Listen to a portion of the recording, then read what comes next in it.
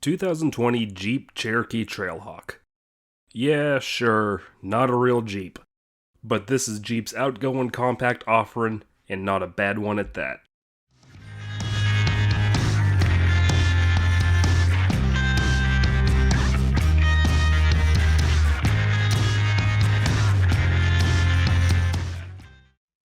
Go ahead, get it out. This isn't a real Jeep. Shake your fist at the sky and claim it as an insult to the XJ Cherokee of yore. But here's the thing. If AFC could have built this in 1984, they would have. The XJ Cherokee was a massive leap forward in making SUVs, and at the time, traditionalists bemoaned it because it introduced a car-like unibody construction to the normally truck-like SUV world. Most SUVs at the time were based on their pickup truck counterparts, whether full-size like the Ram Charger or Suburban, or compact like the Bronco 2 or S10 Blazer. But the XJ Cherokee was unique as it sought to evangelize the SUV experience to the greater car buy-in public, even if it really was a baby step.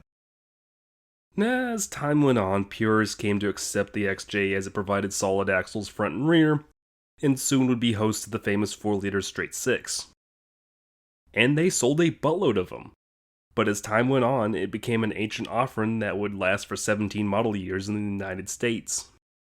Its replacement, the KJ Liberty, had huge shoes to fill, and unfortunately never really succeeded, as while it tried to modernize the experience with new style and an independent front suspension, in its second generation's build quality left a lot to be desired. So, in 2013, and fresh off a merger with Fiat to form FCA Automobiles, Jeep would introduce the KL Cherokee to a less than enthused enthusiast crowd who were expecting the second coming of the XJ. It was unibody, it had independent front and rear axles, love it or hate its styling, and was on a front-wheel drive car-based chassis. Oh no, the horror. But this is essentially what the original XJ was. It was a compact SUV for the masses created from the parts bin of its corporate overlord.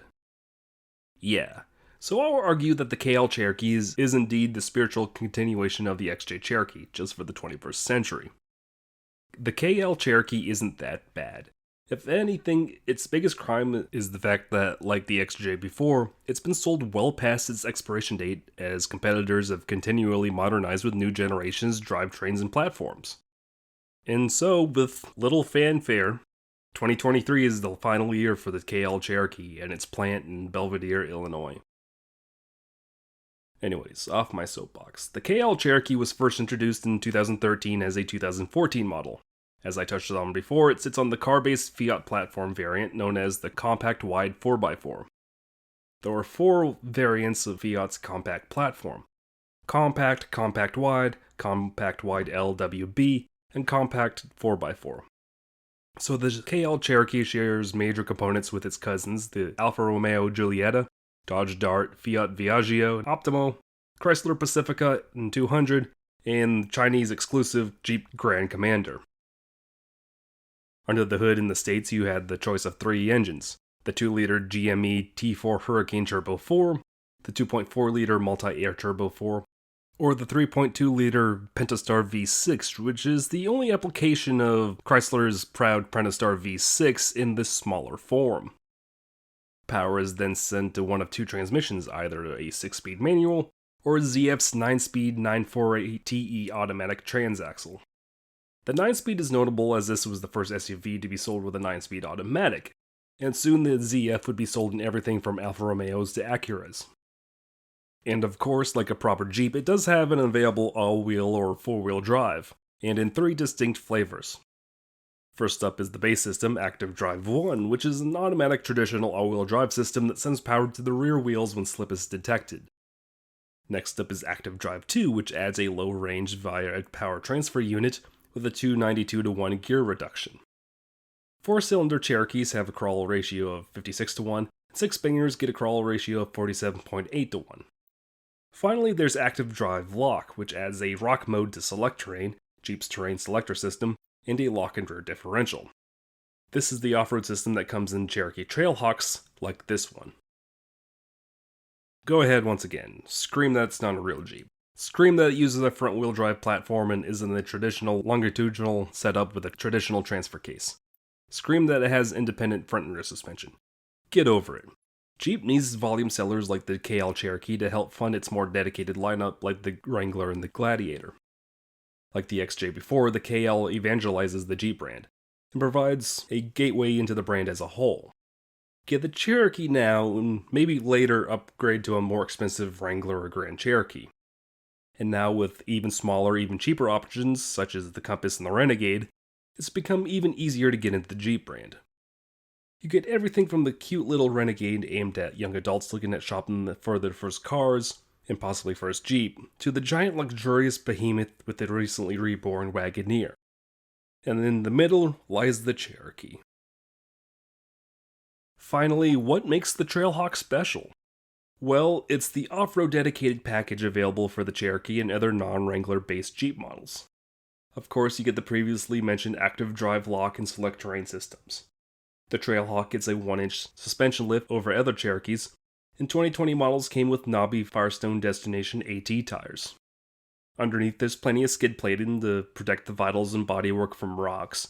Comes standard with red tow hooks that have been the patented calling card for Trailhawk models across the Jeep lineup. Also, the hood gets a black decal to help make the entire package look more aggressive, and it complements this model's velvet red pearl coat excellently. And unlike earlier pre-refresh models, 2019 saw a mid-cycle refresh that cleaned up the look and brought it more in line with the larger Grand Cherokee. Overall, the refresh is a much better looking option as it smooths out and sculpts the KL's controversial lines into something much more appealing. It also helps that while the KL Cherokee was shocking when it dropped, the rest of the automotive landscape has caught up, so it blends into traffic a lot more. On the street, keep in mind that this is the off-road focused model with knobby tires. On Maine's crumbling asphalt, it beats you up like an old Jeep. Well, maybe not as bad as the independent suspension is much more forgiving compared to the XJ's solid axles of yore. That's the trade-off for going for something much more off-road focused, but the Trailhawk lets the owner tackle mid-coast Maine's harsh winters with ease. It easily packs up gear for camping and day trips to Maine's several sites. Now, I only had a short afternoon with the Trailhawk, and the mild trail I had intended on visiting is now closed to the public due to local kids tearing up the blueberry fields it leads to, but I did take it on some dirt roads and of course it ate them at ease. Fuel economy is meh, but it's a lifted Jeep with knobby tires. It's certainly not this Jeep's strong suit. The 3.2-liter Pentastar V6 is okay for this operation. It's not a torque machine like the 4-liter of old, but it's certainly not underpowered. And inside materials are okay. It's FCA, so you're not going to get Toyota levels of material quality, but it's well equipped and surprisingly ergonomic. I rode in the back seat for an afternoon, and my tall and fat butt was more than comfortable back there. And the USB ports provide plenty of charging for my phones. The only thing I wish the rear had was controls for the rear climate control, but it's not really something you really see in this class of compact crossover at this price point. The owner did praise the 18 city 24 highway miles per gallon though, as she feels it's much better than her old S10 Blazer of old, on top of being much more comfortable. She also prefers it over her previous vehicle, a 3rd Gen CR-V, which has been plagued with reliability issues since she got it. On top of her just enjoying the ergonomics of the Jeep a lot more. I already mentioned the rear's excellent passenger space earlier, but the front is nicely ergonomic. You can soak up highway miles here comfortably, which is something I'd argue was missing from the Liberty it replaced. Now, there are some recalls and issues to look out for when purchasing a KL Cherokee. The most notable is the 9-Speed Auto's poor reliability record upon launch. Now keep in mind that this affected several models that the ZF was installed in, everything from Honda Pilots to Range Rover Evoques. ZF insisted that this was a software issue that was causing the unreliability and poor shifting, but would eventually issue a recall for 2014 to 15 models that affected over 505,000 cars for faulty control sensors. Another thing that was addressed in early models was Chrysler replacing snap rings and gear sets over durability concerns. Snap rings hold automatic gear sets and clutch packs together, and when they fail, it leads to massive failures as you now have a bunch of rotating parts pretty much allowed to expel themselves at however they see fit. A long time ago in tech school, I had pulled apart the transmission for a first generation Ford Expedition that it was leaking transmission fluid, and turns out the 3/4 snap ring had popped loose and was spinning around inside and was actually cutting the transmission in half from the inside out. It was wild. And finally, over the course of the first 2 model years, Chrysler performed 3 separate software updates to address the poor shift in software of the launch models. Now, I will say newer models with the 9-speed ZF are a lot less finicky, as it appears that much of those issues have been ironed out over the course of the transmission in the KL Cherokee's lifetime. So in my opinion, when shopping for a KL Cherokee, definitely newer the better. 2023 is the final model year for the KL Cherokee. A 9-year lifetime, which is ancient in the automotive world. But even at the end of its life cycle, the KL Cherokee is still a fine and quirky option in the compact crossover world. The Trailhawk is a model that's unheard of in a segment aimed directly at shopping center parking lots. It helps evangelize Jeep's off-road pedigree and trail-rated branding, and it provides an ease of mind in states like Maine where proper 4-wheel drive is still highly valued in harsh winters that like to dump tons of snow and ice that's unheard of in other parts of the country. In the end, the KL Cherokee also marked the end of its plant, Chrysler's long-standing Belvidere, Illinois plant, in February of 2023. There's no clear replacement at the moment for the KL, but with such a competitive segment, it'd be stupid for Jeep not to fill the gap. And that's with Cherokee sales slipping in recent years. But that can mostly be attributed to the fact that the KL was approaching a decade of being sold, and competitors introducing much newer and modern competition. And when a replacement is found, be it a full EV, hybrid, ICE, or a combination of all 3, the Cherokee name may not return. The Cherokee Nation has politely asked for the name to be retired, and Stellantis is working with the nation to come up with a solution. Does this mean the Liberty name returns? Maybe, but that name failed to capture the American buyers like the Cherokee before and after. We shall see. Chrysler as a whole is in a huge restructuring again thanks to the Stellantis merger, and other products such as EVs, their Wagoneer, and Grand Cherokee have been prioritized as they've been cash cows in the necessary future shift for the automaker. So in the end, the KL Jeep Cherokee is a perfectly fine and compact offering for those wanting something a little more personalized and rugged over a sea of amorphous blobs lining our streets. 2020 Jeep Cherokee Trailhawk. A good, capable offering in a segment where such capability is increasingly abandoned. Have a good day, everyone. Thank you once again for watching another episode of Wookie Drives. This week's episode comes courtesy of my mom and her newly purchased Jeep Cherokee Trailhawk.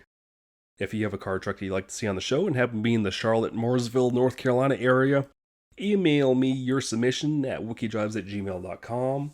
That's right, submit your car to wookiedrives@gmail.com. That's wookiedrives@gmail.com. Don't forget the video like. Drop a comment with some feedback or some banter. Any sort of interaction with this video really helps these small channels grow. Share with all your Jeep Cherokee friends.